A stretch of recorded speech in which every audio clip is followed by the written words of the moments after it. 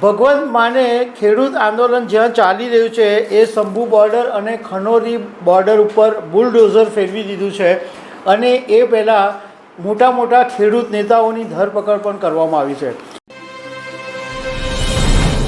નમસ્કાર.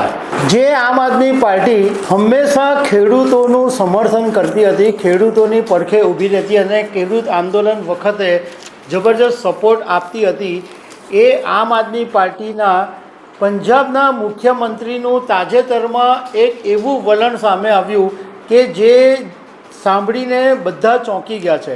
ભગવત માને ખેડૂત આંદોલન જ્યાં ચાલી રહ્યું છે એ શંભુ બોર્ડર અને ખનોરી બોર્ડર ઉપર બુલડોઝર ફેરવી દીધું છે અને એ પહેલાં મોટા મોટા ખેડૂત નેતાઓની ધરપકડ પણ કરવામાં આવી છે. હવે સવાલ એ ઊભો થયો છે કે પંજાબ સરકાર ખેડૂતોના મામલે અચાનક આટલી મોટી પલટી કેમ મારી દીધી? રાજકારણની અંદર બધું શક્ય હોય છે, પરંતુ જે ખેડૂતોના સમર્થનમાં વાત કરનારા કેજરીવાલ અને ભાગવત માન અચાનક પલટી કેમ મારી દીધી એનો એક સવાલ ઊભો થયો છે. તો એના વિશે તમારી સાથે વાત કરીશ. મારું નામ રાજેશ શાહ છે અને તમે જોઈ રહ્યા છો ગુજરાતના સૌથી મોટા ડિજિટલ ન્યૂઝ પ્લેટફોર્મ ખબરછે.com. પંજાબના મુખ્યમંત્રી ભગવત માને લાંબા સમયથી ઉપવાસ કરી રહેલા ખેડૂતોના નેતા જગજીતસિંહ ડલ્લેવાલની ધરપકડ કરી 19 માર્ચે અને એની સાથે સાથે સરવણસિંહ પંડેર અને અન્ય જે બીજા ખેડૂત નેતાઓ છે એમની પણ મોહાલીમાંથી ધરપકડ કરવામાં આવી અને એ પછી શંભુ અને ખનોરી બોર્ડર છે એને ખાલી કરી દેવામાં આવ્યું અને પોલીસે હવે ત્યાં આગળ બુલડોઝર ફેરવી દીધું છે. એટલે ઘણા બધાના ભવા વંકાઈ ગયા છે અને ઘણા બધા લોકો ચોંકી ગયા છે કે જે અરવિંદ કેજરીવાલ શરૂઆતથી જ્યારથી ખેડૂત આંદોલનના પગલાં મંડાયા ત્યારથી ખેડૂતોને સમર્થન આપી રહ્યા છે અને ભગવત માન પણ અત્યાર સુધી તો ખેડૂતનું સમર્થન જ કરતા હતા. તો અચાનક તો એવું શું થઈ ગયું કે ખેડૂતોની વિરુદ્ધમાં બુલડોઝર ચલાવી દેવાયા, એમની ધરપકડ કરી લેવામાં આવી. હવે જાણવા મળેલી વિગત મુજબ 3 માર્ચે ખેડૂત નેતાઓ અને ભગવત માન વચ્ચે બેઠક મળી હતી અને આ બેઠકની અંદર મોટી બબાલ ઊભી થઈ ગઈ હતી અને ત્યારથી એટલે 3 માર્ચથી જ ભગવત માનનું જે ખેડૂતો પ્રત્યેનું જે વલણ છે એ બદલાઈ ગયું છે એવું જાણવા મળ્યું છે. અને ઇવન ભગવત માને મીડિયા સાથેની વાતમાં પણ કીધેલું હતું કે જ્યારે 3 માર્ચે ખેડૂતોની સાથે બેઠક મળી ત્યારે ખેડૂતોએ એમની વાત નહીં માની તો ગુસ્સામાં ભગવત માન બેઠક છોડીને ચાલ્યા ગયા હતા અને ત્યારે ભગવત માને એવું કીધું હતું કે જાઓ આપ ધરના કરતે રહો, એ મેં ચલને નહીં દૂંગા, એવી ભગવત માને વાત કરેલી હતી. તો એક સવાલ એ ઊભો થાય છે કે શું આ ભગવત માનના એટિટ્યૂડને કારણે, ભગવત માનના ગુસ્સાને કારણે આ પગલું લેવાયું છે? પણ આની અંદર એક વાત પહેલાં એ જાણી લેવા જેવી છે કે પહેલાં કોર્ટની અંદર પંજાબ સરકાર એવું વારંવાર કહેતી રહેતી હતી કે ખેડૂતોની સામે જો કાર્યવાહી કરવામાં આવશે તો દેશભરની અંદર અરાજકતા ફેલાશે. 10 જુલાઈ 2024ના દિવસે પંજાબ અને હરિયાણા હાઈકોર્ટે એવું કીધેલું કે શંભુ બોર્ડરને ખોલવામાં આવે અને એ વખતે ભાજપની હરિયાણા સરકાર છે એ સુપ્રીમ કોર્ટમાં ચાલી ગઈ હતી અને આ કામ ભગવત માને પછી કરી દીધું અને શંભુ બોર્ડર અને ખનોરી બોર્ડર છે એ ખોલી દેવામાં આવ્યું ને એને ડિમોલિશન કરી દેવામાં આવ્યું, બુલડોઝર ફેરવી દેવામાં આવ્યું.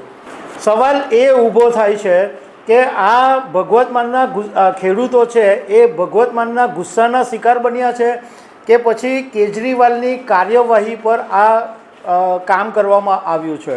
કારણ કે પંજાબ સરકારને ખબર છે કે ખેડૂતોની માંગ જે છે એ માત્ર કેન્દ્ર સરકાર જ માની શકે છે, કેન્દ્ર સરકાર જ પૂરી કરી શકે છે. તો ભાગવત માન પોતાના પગ ઉપર કુહાડી શું કામ મારે? કેન્દ્ર સરકારની જે મુસીબત છે એ ભગવત માન પોતાના માથા ઉપર શું કામ લે? તો જાણકારોનું કહેવું એમ છે કે જ્યારે કોઈ માણસ રાજકારણમાં હોય ત્યારે એમ કહેવાય કે લાલો લાભ વગર લૂંટે નહીં. એટલે આવું જ્યારે કોઈ કામ કરે કે જે પ્રવાહની વિરુદ્ધનું છે તો આવું કોઈ કામ ત્યારે જ કરે કે ક્યાં તો કંઈક બહુ મોટો ફાયદો થવાનો હોય અને કોઈક એક મોટી રણનીતિનો ભાગ હોય ત્યારે જ કોઈક માણસ આવું કરે કે જ્યારે વર્ષોથી ખેડૂતોને સમર્થન આપતા હોય અને અચાનક પલટી મારી દે તો આવું ત્યારે જ કરે કે જ્યારે મોટો લાડવો મળવાનો હોય. તો અત્યારે સવાલ એ બી ઊભો થાય છે કે ભગવત માન પ્રધાનમંત્રી નરેન્દ્ર મોદીના રસ્તે જઈ રહ્યા છે, કારણ કે આ પ્રધાનમંત્રી નરેન્દ્ર મોદી જ્યારથી આ ખેડૂત આંદોલન ચાલી રહ્યું છે ત્યારથી આ કેન્દ્રની સરકાર છે એ ઘણા બધા પ્રોબ્લેમોનો સામનો કરી રહી છે. જ્યારે આ ખેડૂત આંદોલનના જે 3 મુદ્દા હતા એ કેન્દ્ર સરકારે ખેડૂત આંદોલનને કારણે પાછા ખેંચી લેવા પડ્યા અને ખેડૂત આંદોલન ફરીથી ઊભું થયું છે.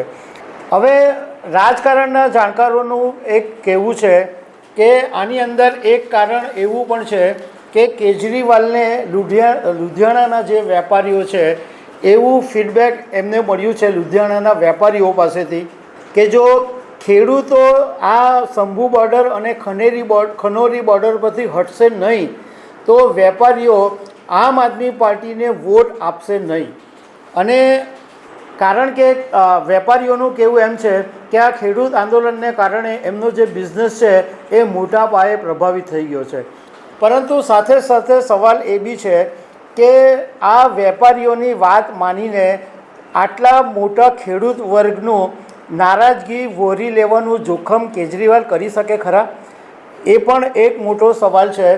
પણ અત્યારે બિહાર વિધાનસભાની સાથે લુધિયાણા વેસ્ટની પેટા ચૂંટણી થવાની છે, તો એ પેટા ચૂંટણીમાં કારણે કદાચ કેજરીવાલ આ પગલું લીધું હોય એવી ચર્ચા છે.